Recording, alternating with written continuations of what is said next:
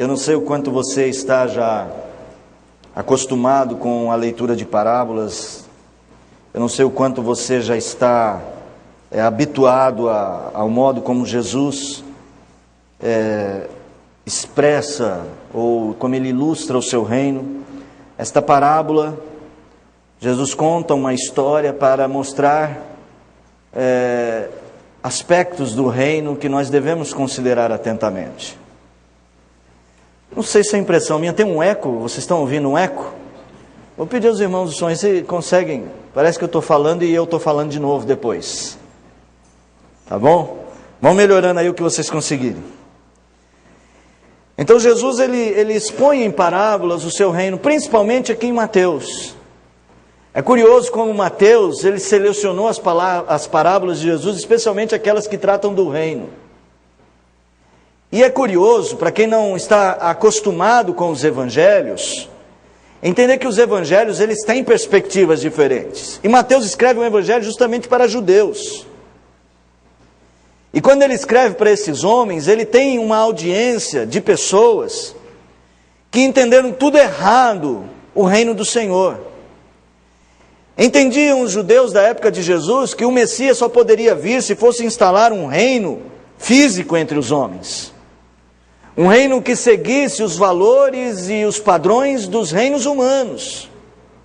Assim como Roma dominava sobre eles e lhes impunha impostos, muitos judeus da época de Jesus, no início acharam que Jesus era maravilhoso. Nós vamos ver um pouquinho mais à frente no capítulo de número 21, quando ele entra em Jerusalém, eles aclamam dizendo, chegou o nosso rei.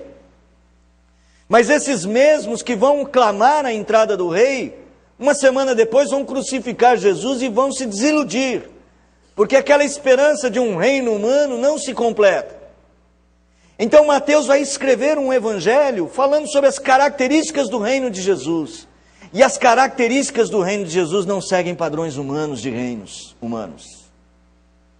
E nós temos que conhecer isso, porque se nós queremos seguir a Jesus, se queremos fazer parte deste reino, é necessário haver uma metanoia, uma mudança em nossa maneira de pensar.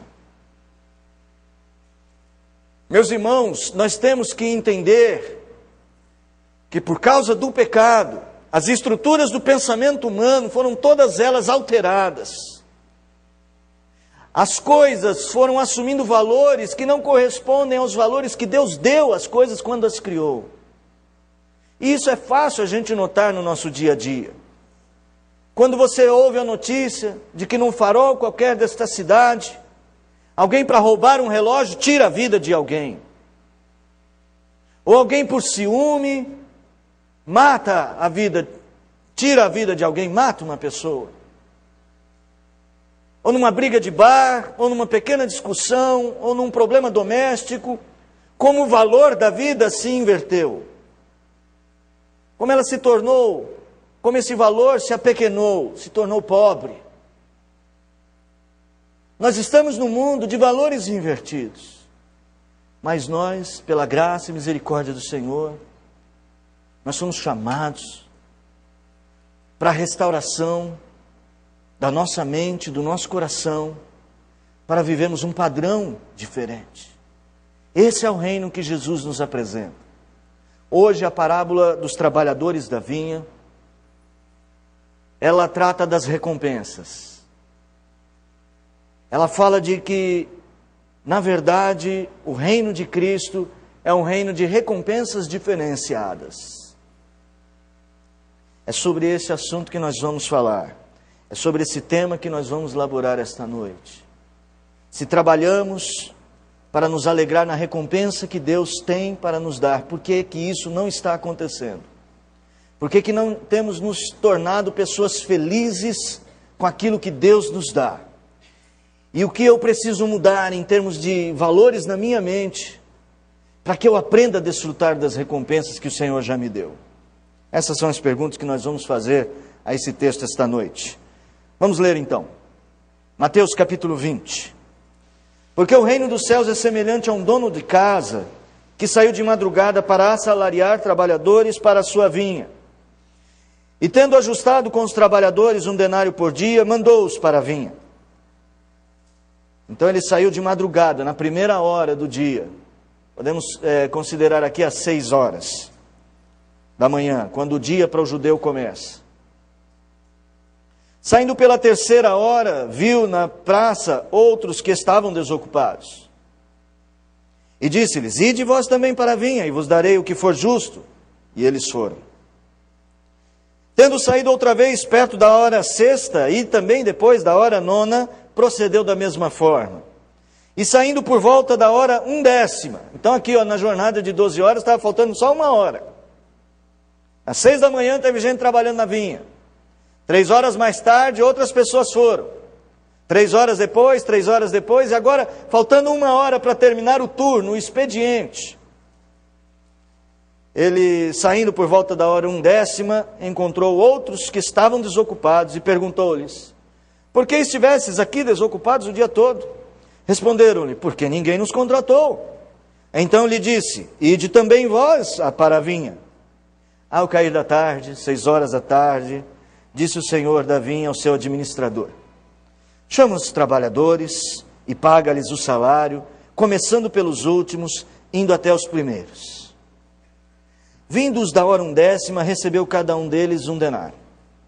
Ao chegarem os primeiros, pensaram que receberiam mais. Fizeram a seguinte conta: mas se eles, que trabalharam só 1 hora, receberam 1 denário, nós vamos receber mais, né? Pelo menos 12, os que mais otimistas. Vamos receber 12. Eles fizeram a conta: 1 hora de trabalho, 1 denário. 12 horas de trabalho, 12. Chama os trabalhadores, paga-lhes o salário, começando pelos últimos, indo até os primeiros.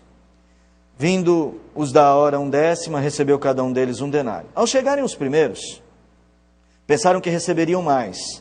Porém também estes receberam 1 denário cada um.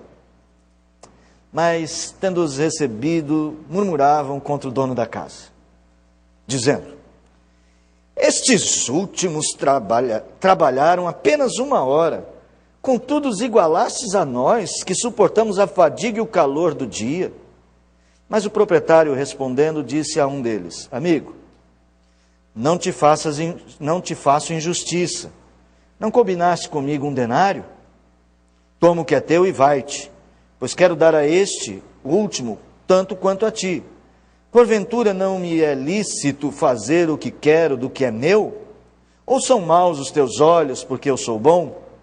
Assim, os últimos serão primeiros, e os primeiros serão últimos, porque muitos são chamados, mas poucos escolhidos. É um texto longo, mas muito precioso para nós. Eu fico perguntando se, havendo tanto trabalho na obra do Senhor, por que tantos trabalhadores ainda estão desocupados? Por que nós não valorizamos adequadamente o privilégio que nós temos de servir ao Senhor?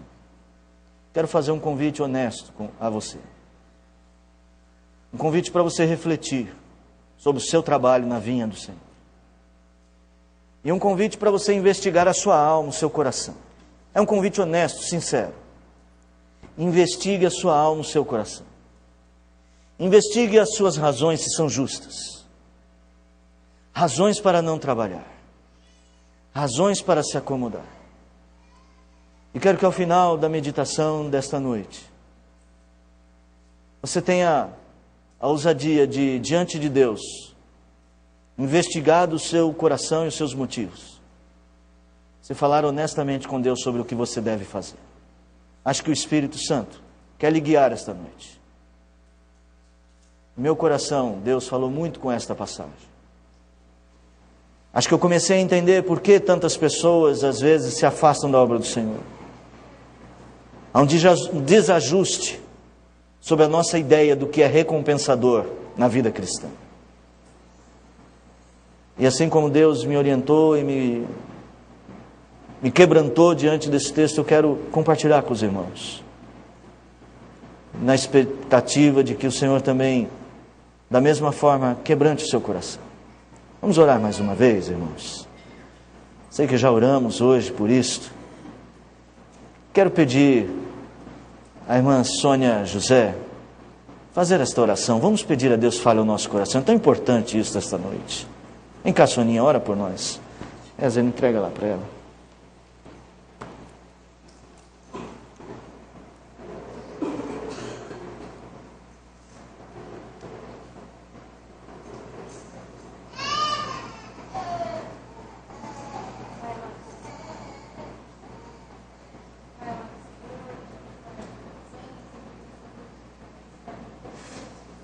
Senhor, Amém, pedindo Senhor. que o Senhor esteja, Pai, limpando meu coração, para que essa oração, ó Pai, venha chegar ao Teu trono de graça, Pai. Amém, Senhor. Amém. Pai amado Senhor, eu venho estar pedindo que o Senhor venha estar falando, ó Pai, ao coração de cada irmão aqui, Senhor. Principalmente, ó Pai, ao meu coração. Que o Senhor esteja, Senhor Deus, ó Pai, me limpando, me esvaziando. Que o Senhor esteja, Senhor Deus, ó Pai, através desta palavra, Senhor Deus, que estaremos, ó Pai, apreendendo, ó Pai, que o pastor Maurício, ó Pai, vai estar explanando, que o Senhor esteja, Pai, falando através dele. Amém, Senhor. Pai amado Senhor, ó Pai, limpa a nossa mente, que nada venha, ó Pai, estar atrapalhando, que nada venha, Senhor Deus, estar nos distraindo, Senhor Deus. Mas que seja o Senhor a estar falando, seja o Senhor, ó Pai, a estar nos instruindo. Pai amado Senhor, te agradeço, ó Pai, pela vida de cada irmão. Fica, Senhor Deus, ó Pai, conosco no decorrer deste culto, Pai. É em nome de Jesus que eu oro. Amém. Amém, Senhor. Meus irmãos, vocês já trabalharam com alguém famoso? Já conheceram alguém famoso? Já tiraram foto, daquelas fotos assim, alguém famoso no meio, você ao lado, né? E depois você mostrou para os seus amigos? Agora a gente posta no Facebook, tudo que é importante, né? Eu lembro uma vez, estava lá na igreja presbiteriana de Vila Prudente, quem estava pregando era o Hernandes Dias Lopes. Estava a dona Ivanete e a minha mãe falando assim, vamos tirar foto com ele. Eu tenho guardado até hoje a foto das duas lá do lado do Hernandes.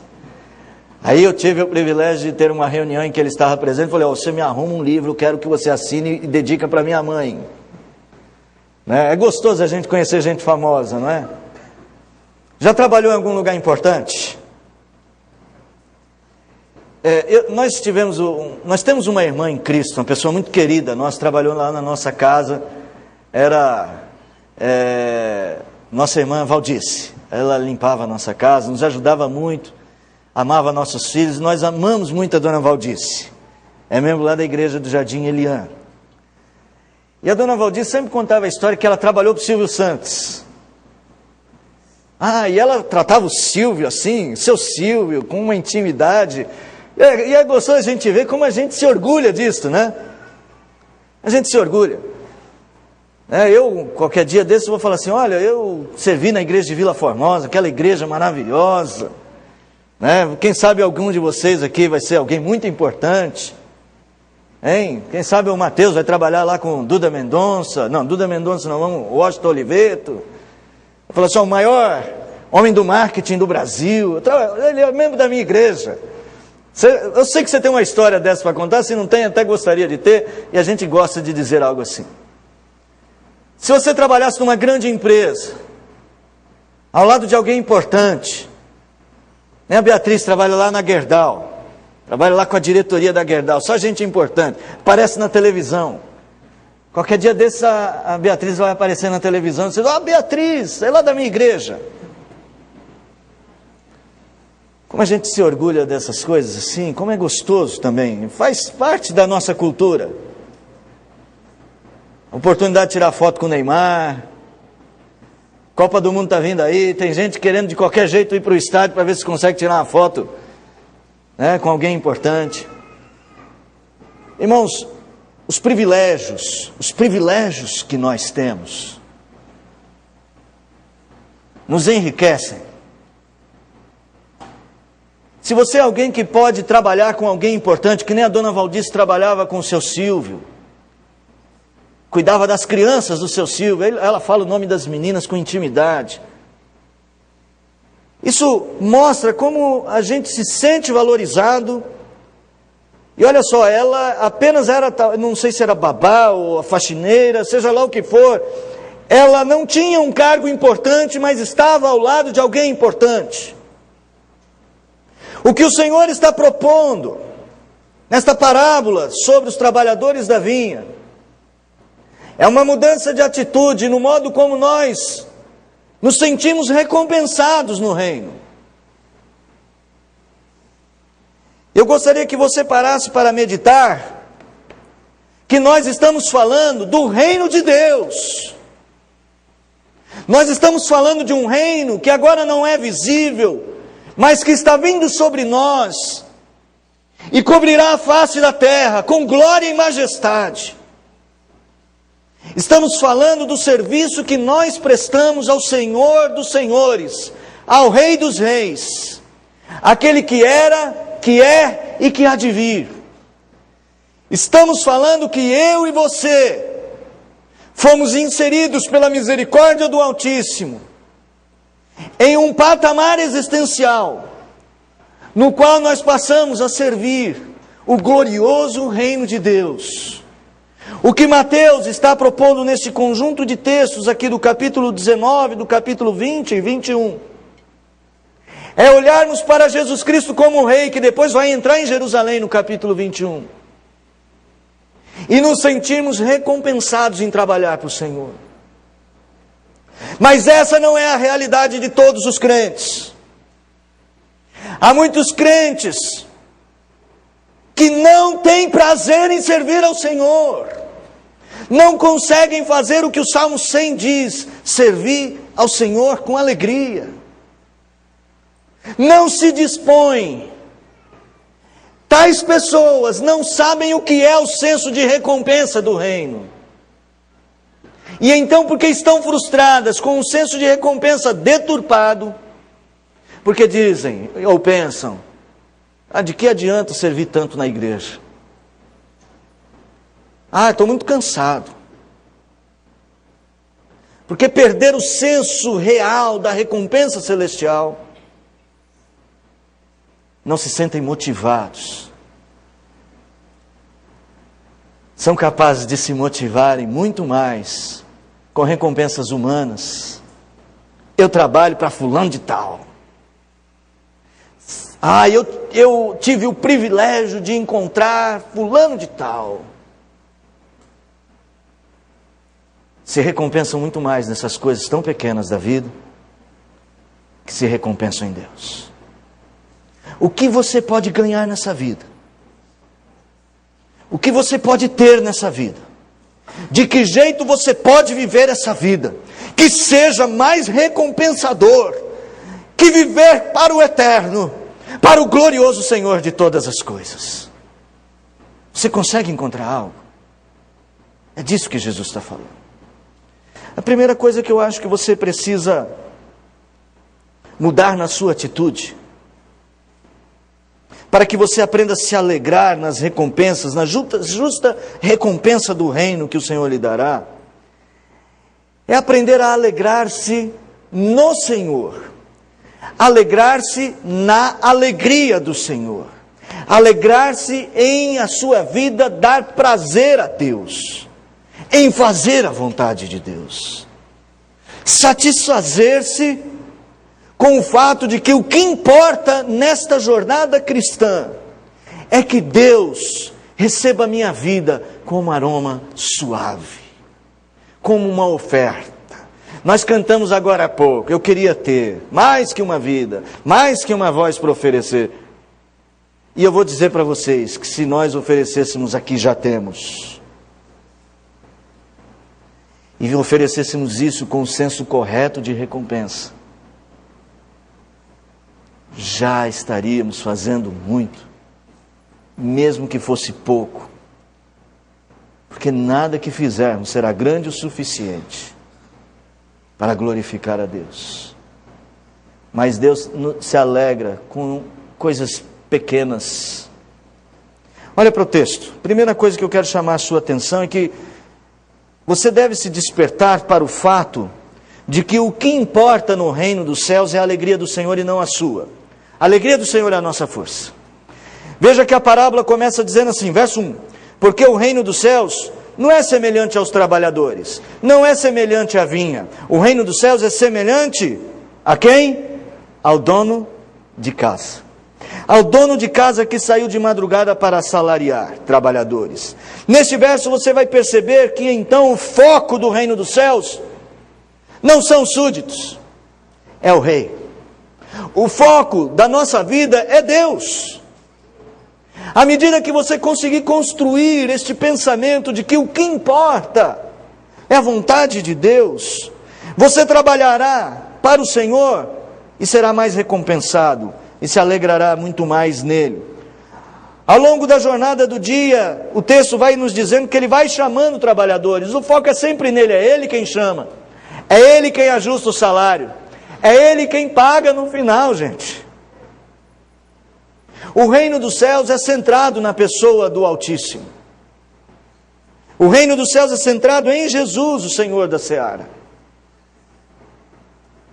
Quando nós desenvolvermos um tipo de alegria que se compraz na alegria de nosso Mestre, nós iremos perceber que esta vida cristã está cheia de oportunidades de trabalho.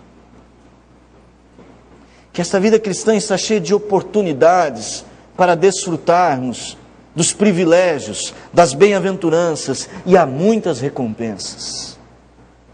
Se você começar a colocar como alvo da sua vida agradar a Deus com aquilo que você é, com aquilo que você faz, você irá descobrir como é bom, como é satisfatório, como é recompensador fazer o que o Senhor espera de nós. Você já deve ter feito algo que você sentiu esse tipo de paz. Talvez você foi visitar um doente, nem seja tanto o seu hábito, talvez você não seja daquelas pessoas mais cuidadosas com os outros que estão sofrendo. Mas Deus tocou seu coração e você foi. E talvez você não seja um especialista de visita doente. Mas você foi tão bem naquela visita. E você já percebeu como você sai muito recompensado quando você faz o que deve fazer? Você vai, visita um doente, ele agradece a sua visita, vocês têm um papo gostoso, às vezes você sai edificado porque visita uma pessoa cheia de fé, e você volta para casa com o coração em paz, porque você se sente recompensado, porque fez a obra do Senhor. Meus irmãos, é muito importante que consideremos este aspecto como uma das maneiras mais significativas de expressar o nosso relacionamento com o nosso Deus no seu reino. A vida no reino tem que ser a vida de ser recompensado na alegria do Senhor. Um salmo muito conhecido de todos diz assim: agrada-te do Senhor, e Ele satisfará os desejos do seu coração. Num pensamento invertido, a gente acha o seguinte: eu vou fazer as coisas que agradam a Deus para Ele me dar tudo que o meu coração quer. E eu quero propor uma maneira diferente. Quando eu me agrado de Deus, ter Deus é toda a minha recompensa. Ele sozinho satisfaz o meu coração. Quando eu me agrado de Ti, Senhor, eu me satisfaço nisto, e o meu coração fica satisfeito. Quantos irmãos e irmãs se comprazem em Deus? Quantos irmãos e irmãs não vivenciam felicidades porque não se comprazem em Deus? Você pode medir isto? A questão toda do texto é discutir a maneira equivocada como esses trabalhadores, principalmente esses da primeira hora, eles inverteram o que é o valor, o seu papel no reino. Eles haviam ingressado no trabalho da vinha pensando em si mesmos. Tinham como foco o seu próprio eu. Mas quando nós invertemos, quando nós colocamos o foco em Deus, as coisas mudam de figura. É sobre isso que o Senhor está falando. Mas porque estavam tão concentrados em si mesmos, eles não eram capazes de se alegrar na alegria do dono da vinha. Quando você, meu irmão, sai do seu lugar, quando você empreende alguma coisa na sua vida para agradar a Deus, o Senhor se alegra. O Senhor lá no seu trono tem prazer na sua vida. Quando você diz não para você mesmo, quando em lugar de maldizer alguém, você vai bendizer e ajudar. Quando você obedece, quando você em lugar de ajudar a destruir, você levanta alguém. Lá no seu alto trono, o nosso rei se alegra, porque este é o papel dos trabalhadores da vinha. A palavra de repreensão no final mostra que as reclamações deles giravam em torno de um sentimento que nutriam, baseado no seu egocentrismo. Eles diziam para o Senhor assim, que tinha sido injusta aquela maneira de pagar os homens. E a resposta do Senhor é essa: amigo, não te faço injustiça. Não combinaste comigo um denário? Toma o que é teu e vai-te, pois quero dar a este último tanto quanto a ti.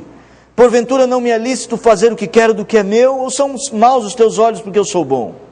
Eis o ponto em que muitos erram. No que diz respeito ao reino de Cristo, estão concentrados demais em si mesmos. Vivem um reino a partir do foco nos seus interesses pessoais. Mas se você deseja desfrutar da alegria, das recompensas deste reino, ajuste o seu foco. Permita com que sua vida seja para a glória do Senhor. Permita isso. Eu quero ir em frente. Os versos que se seguem.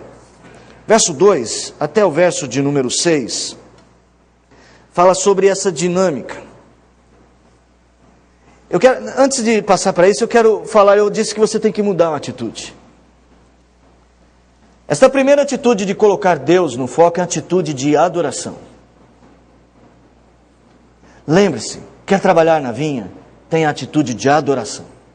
Deus é o centro de tudo. Quero passar para o segundo ponto.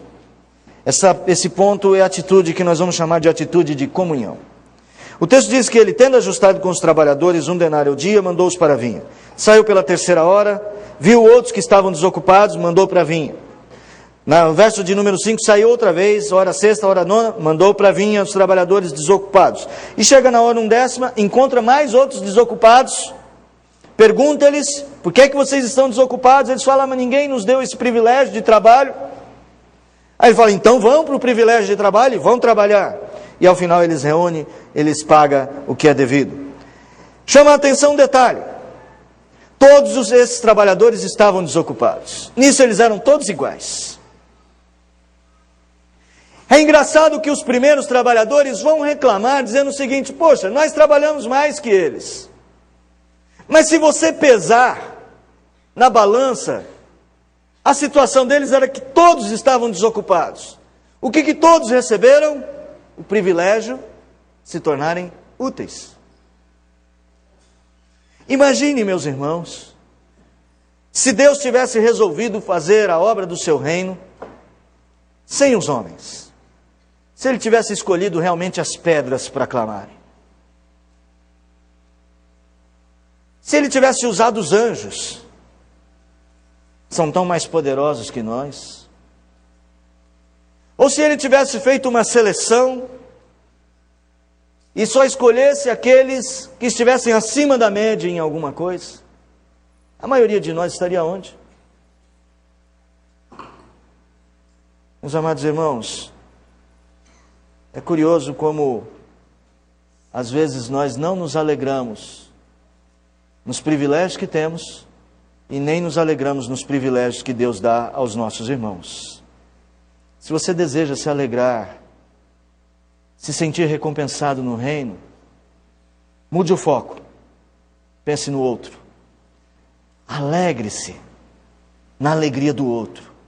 Se no primeiro ponto é a alegria de Deus que é o foco, agora a alegria do nosso próximo. O crescimento do próximo. O próximo desfrutando de privilégios assim como nós. Não é medir forças. Não é dizer quem chegou primeiro. Aliás, esse não é um texto sobre quem é o primeiro em termos de tempo. Essa parábola é sobre outro tipo de primazia. Você é capaz de se alegrar no progresso de um crente que acabou de chegar? De se alegrar no seu irmão quando ele está prosperando? E quando a vida dele com Deus está se tornando cada vez mais nítida? Estes homens não foram capazes de se alegrar no fato de que todos os que estavam desocupados foram ocupados. Estavam tão egocentricamente centrados que não podem olhar e apreciar as maravilhas que Deus faz na vida do outro. É um dos sinais vitais do Cristo que vive em nós, o apreço que nós temos pelo nosso próximo. Quando não temos apreço pelo outro, alguma coisa está errada, a nossa vida não está ajustada, estamos vivendo no padrão dos reinos deste mundo. Mas os padrões que nós adotamos pela nossa fé são padrões elevados. A oferta de trabalho era um ato de misericórdia. Por que vocês estão desocupados? Veja, o problema do dono da vinha não era a produtividade a essa altura. Deixa eu ver se eu consigo produzir mais um pouco. Não. Por que vocês estão desocupados? Ele não saiu para procurar trabalhadores, olhou para a vinha dele, ainda tem muita produção para fazer hoje, vou correr atrás. Não, ele olhou para as pessoas. Deus olhou para nós. Deus não olhou para si mesmo. Mandou seu Filho para morrer em nosso lugar. Foi o maior e mais completo e mais perfeito gesto, exemplificando que devemos amar o nosso próximo. Abra sua Bíblia aí, se você puder. Filipenses capítulo de número 1. Filipenses 1.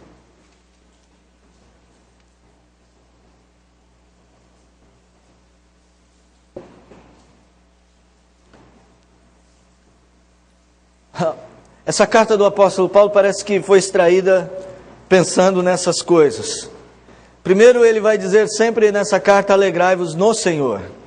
Essa é a proposta do apóstolo Paulo. E agora no capítulo 1, versos 23 e 24, o apóstolo Paulo vai falar algo que eu acho que é um grande desafio.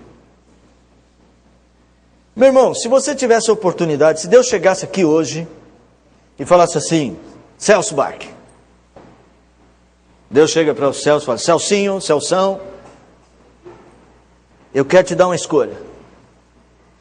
Hoje mesmo você pode ir para o paraíso. Vem comigo, Celso. Ou você continua na terra e faz a minha obra. Veja só o que o apóstolo Paulo diz.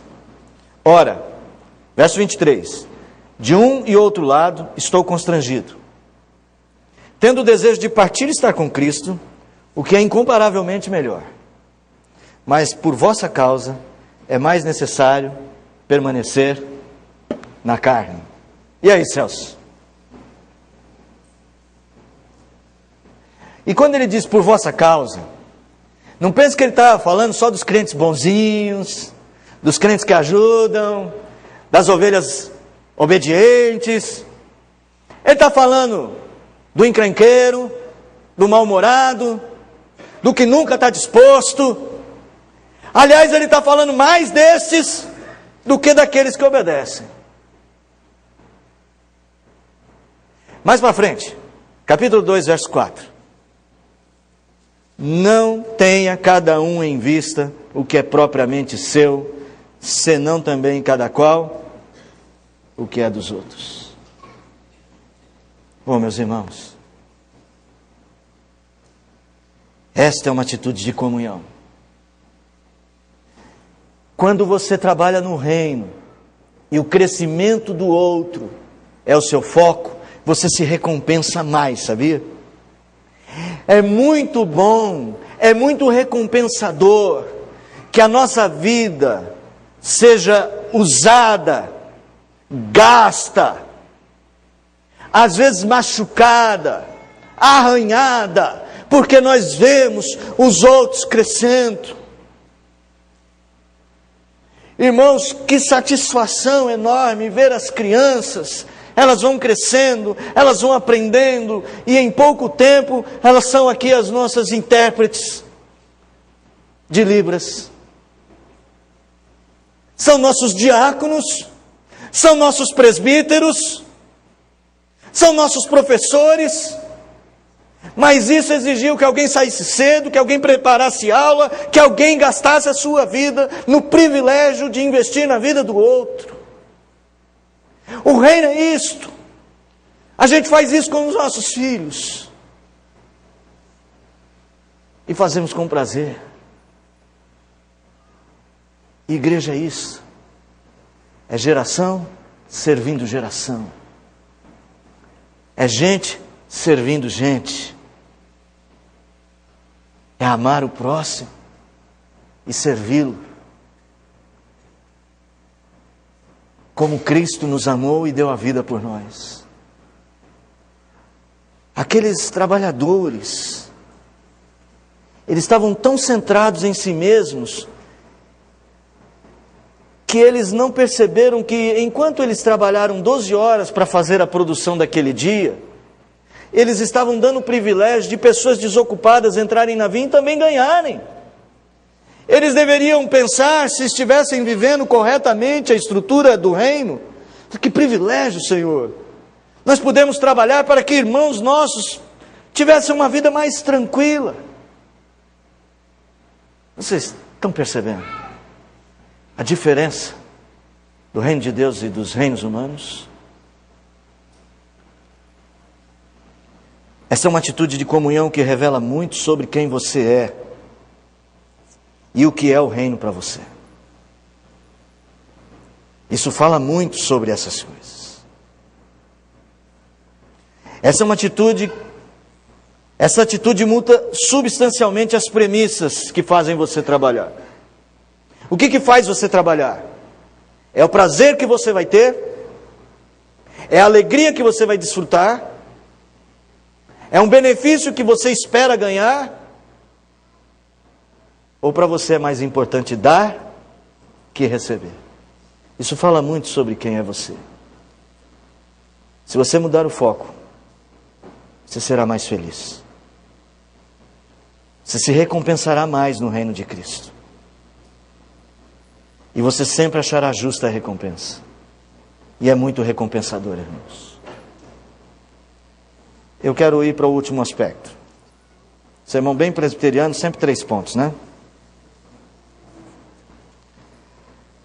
Então a primeira atitude é a atitude de adoração, essa segunda é a atitude de comunhão e essa terceira é a atitude de serviço.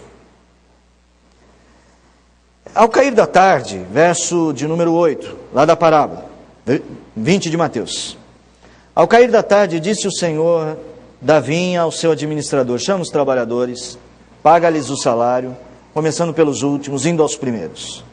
Vindos da hora 1/10, recebeu cada um deles 1 denário. Ao chegarem os primeiros, pensaram que receberiam mais, porque também, porém, eles também receberam 1 denário cada um. E depois que receberam, murmuravam. E aí eles reclamaram. Eles olharam para os outros e reclamaram.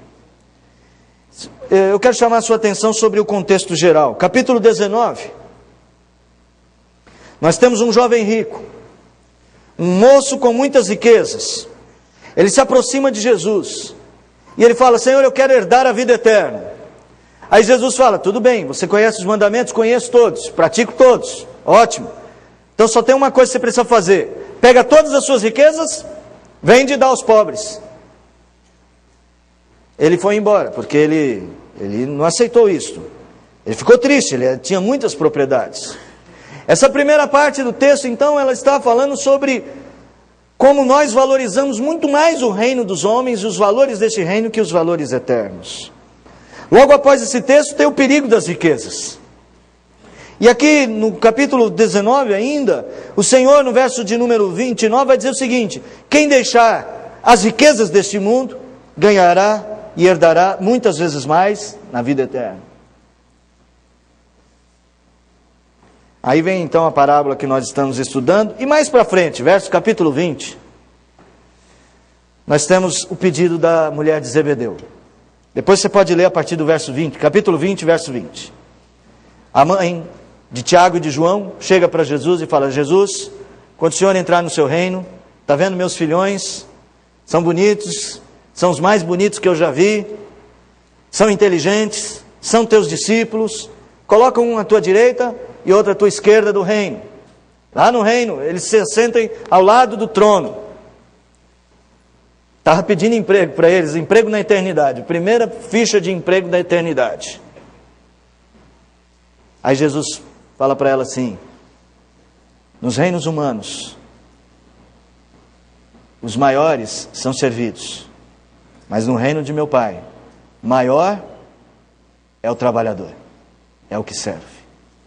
Só para ler o texto do jeito que está aqui, capítulo 20, verso de número 26.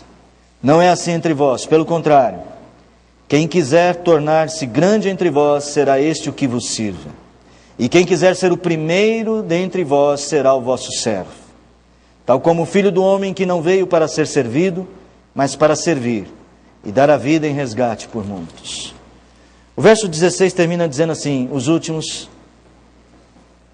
os primeiros serão últimos, os últimos serão primeiros. O verso 30 também diz isso. Verso 30 do capítulo 19. Não é quem chega primeiro, mas é quem é o maior, quem é o menor. E Deus está dizendo o seguinte: o maior para mim é o que trabalha mais. Sabe aqueles trabalhadores da vinha? Eles não perceberam, a recompensa não era o denário. A recompensa não era o denário. Não era o salário do dia. Não era o que eles tinham para receber. A recompensa do reino é a possibilidade de trabalhar, de servir. E eles não tiveram alegria nisso. E eles foram os que ao longo do dia mais serviram. Não sei se fica claro isso para você. O Senhor nos dá uma grande recompensa no seu reino. E para você ter uma ideia, não são as ruas de ouro dos céus. São as ruas empoeiradas dessa terra onde há pecado, das quais nós fomos chamados, escolhidos, para servirmos a Deus em condições adversas. É a fadiga, é o sol do dia inteiro dos trabalhadores que estavam chamados logo cedo. Meu irmão, se você quer se alegrar, se sentir recompensado no reino, aprenda que a recompensa consiste em dar e não receber. Como as pessoas hoje contam vantagens do que receberam. Já viu os testemunhos? O testemunho é sempre assim: olha, eu não tinha nada, eu estava na pior, ou eu estava doente, e Deus me restaurou. Eu louvo a Deus porque Ele restaura pessoas. Eu me alegro no próximo. Mas sabe onde está a recompensa? Está no servir. Ainda que para servir, eu tenho que me afadigar, eu tenho que me desgastar, porque me foi dado um privilégio. O privilégio não somente de crer, mas de sofrer pelo nome do Cristo que sofreu por mim. Eu não posso sofrer na mesma medida que Ele. Eu não posso porque Ele era puro, perfeito. Eu sou pecador. Mas eu posso trabalhar. E eu queria trabalhar mais. Porque essa é a minha recompensa. A recompensa está no serviço. Ainda que para semear a palavra, eu tenha que semear com lágrimas. Porque aqueles que semeiam com lágrimas, com alegria ceifarão, colherão. Porque aqueles que são chamados para estarem presos pelo nome do Senhor Jesus, estes são grandes no reino.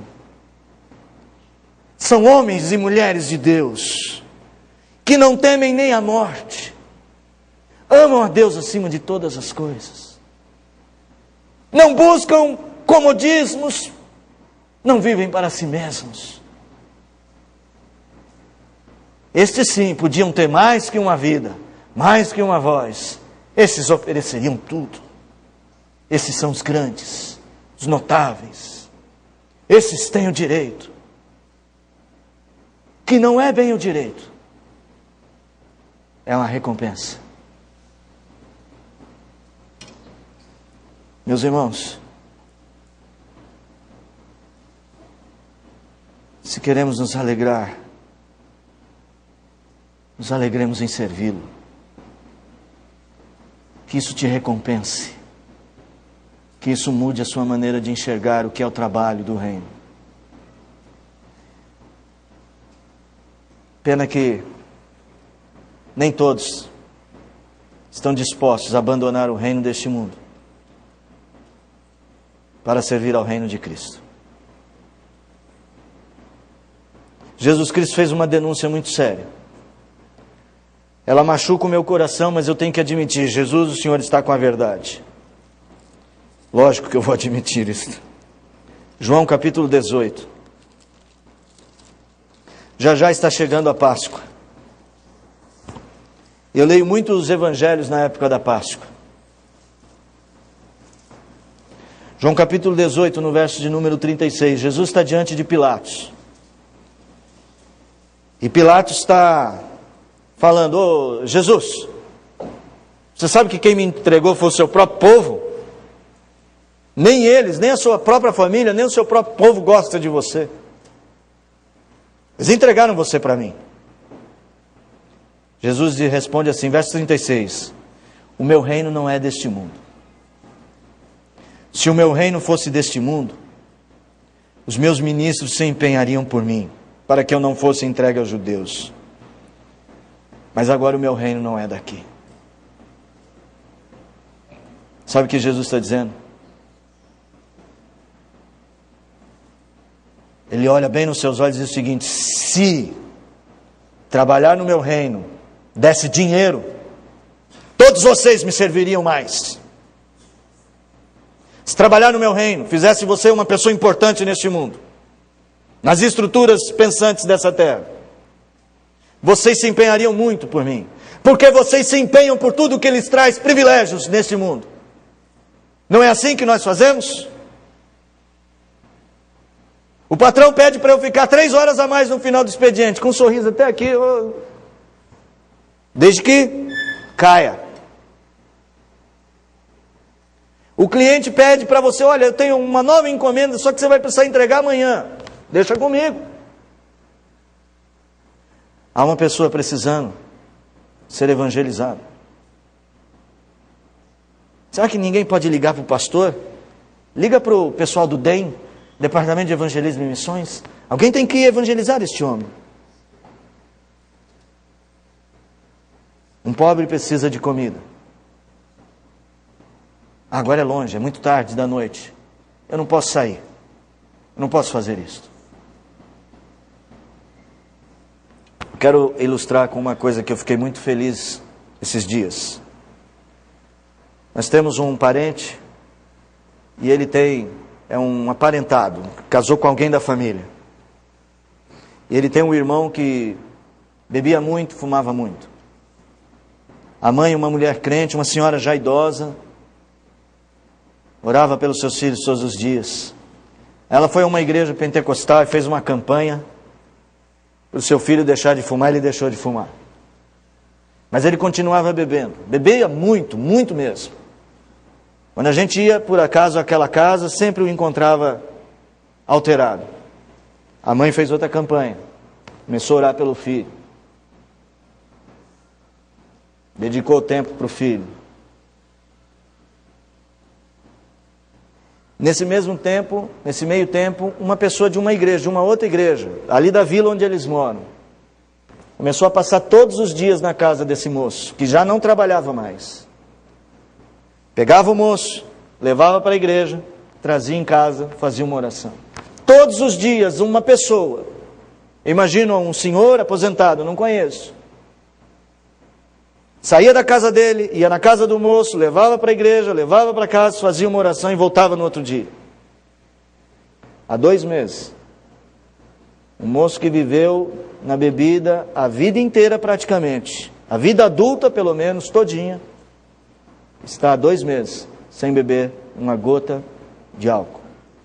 Louvado seja o Senhor. Onde é que está a recompensa?